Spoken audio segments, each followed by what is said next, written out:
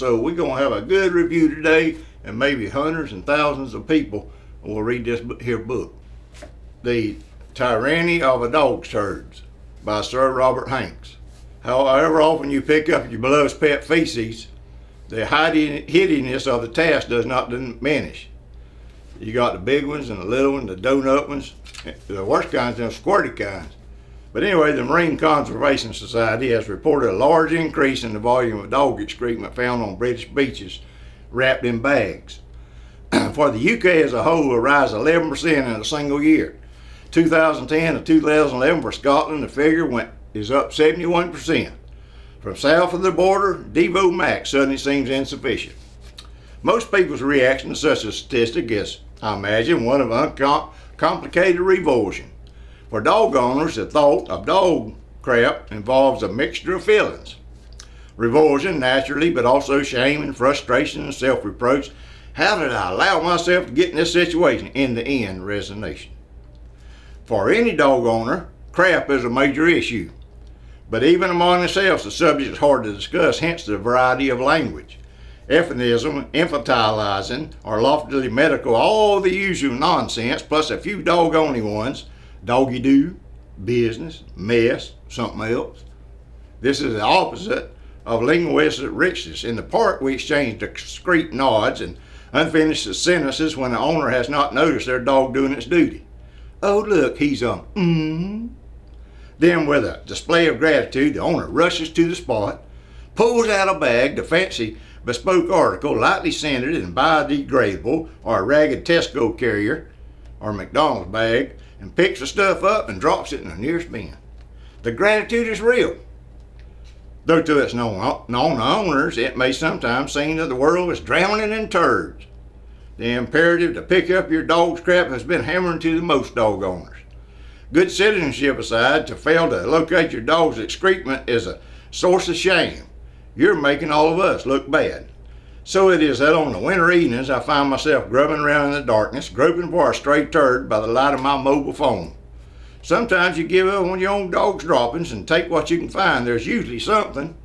And that way, at least you left the next level of feces unchanged. In autumn, wet earth and piles of leaves turn to hunting to an agony. We bless the colder, drier weather, which brings the telltale column of steam. Alongside the gratitude to the helpful person who points out your dog's offenses, you might allow yourself a tiny touch of resentment. Did you have to? Just once, couldn't we all pretend this never happened? For however often you pick up the crap, however much you love your dogs, the hideousness of the task does not diminish. However deep the lesson of good citizenship has sunk, to walk down the street with a sack of feces in your hand looking for that elusive next bin is a humiliation. It's worth remembering how recent the whole poo-poo habit is. It's only in the last quarter century or so that we've been picking it up and binning it. J.R. Ackerley's My Dog Tulip, 1956, the frankest book ever written about the pleasures and pains of dog owners. In the second chapter, Liquids and Solids, he talks in detail about the agonies of doing your duty by your dog's bowels. Finding appropriate places for them to be voided, he favored the cemetery of Putney Church. The dead are less particular and more charitable than the living. A circling railroad station for hours, praying that your dog will empty itself in time for you to catch a train, or your dog suddenly squatting in inappropriate places. Now, I don't like that. And then he talks about walking away from the mess, leaving it on the pavement. It never crosses his mind he could pick the stuff up. How? With what? Where would you put it? Part of me is appalled, part of me is envious. How lovely to own the dog, but not its crap. How wonderful never again to feel the heavy warmth in your hand. I join in the disgust at the bag dumpers who disfigure our beaches. But I feel compassion too. They have tried to do their bit, but at some point, why are we so surprised?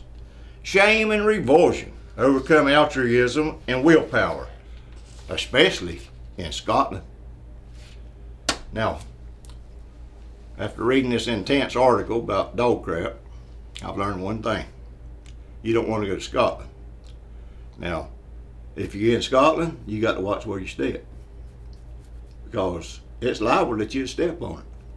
Because a lot of these folks, it seems like, are humiliated and embarrassed about picking it up. Now, over here in America, we don't have to worry about that because dogs just go when they go. I stepped in many a pile out myself. Y'all probably have too. And it ain't never no fun, but it's kind of stinky. But this was a good book to read. I tell you, when you're on a hot summer day or a cool autumn day or cold winter day, pick up this book, The Tyranny of a Dog's Turds by Sir Robert Hanks, and you could learn a lot about a dog and what he does. And that's enough of this crap. Now, we used to take them and put them in a paper sack and set the paper sack on fire, put it on somebody's doorstep, ring the doorbell, and they'd come out and stomp the fire out and get dog crap all over your shoes. I remember going to school and you smell something. Man, what you got on your shoes? Dog crap. Well, you got to learn how to wipe it off before you come to school. But those were the days, my friend. Thought they'd never end. I appreciate C-SPAN too, inviting me to read these interesting book article things. And if you like me, invite me back. I'll be glad to read another piece of idiot stuff on here. And you know, if you ever get something real useful, don't invite me to come read it. But anyway, it's nice to be on Book TV. Book TV, reading them books. You'll learn something. Learn something today about dogs, crap in Scotland.